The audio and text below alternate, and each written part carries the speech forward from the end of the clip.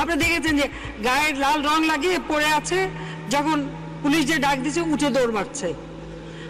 মে মাসের 5 তারিখে রাত্রে, অর্থাৎ 6 তারিখে, সেই দিন কোনো গোলাগুলি বা সেরকম কোনো ঘটনাই ঘটেনি।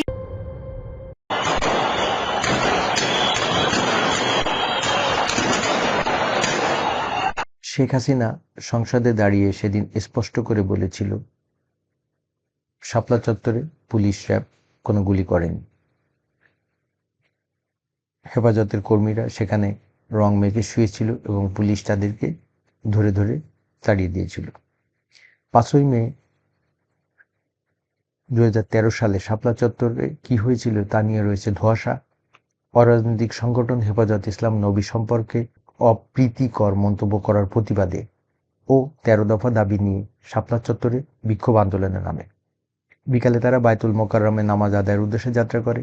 পথে সশস্ত্র আওয়ামী লীগ কর্মীরা তাদের উপরে হামলা করে।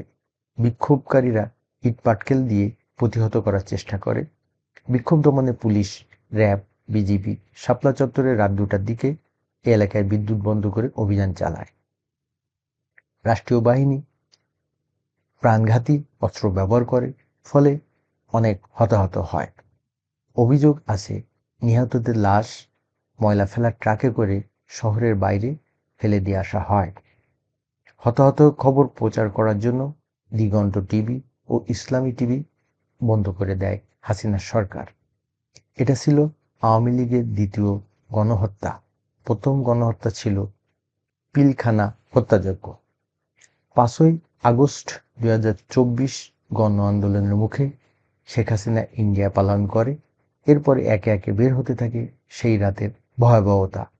মানবাধিকার সংস্থা অধিকারের রিপোর্ট করে যে 5ই মে 61 জনকে হত্যা করা হয়েছিল। এই ঘটনা নিয়ে এখনো পর্যন্ত কোনো সুষ্ঠু তদন্ত হয়নি। যদি কখনো এই ঘটনার নিরপেক্ষ তদন্ত হয়, তাহলে বেরিয়ে আসবে আসলে সেদিন কি হয়েছিল এবং কত মানুষ নিহত হয়েছিল।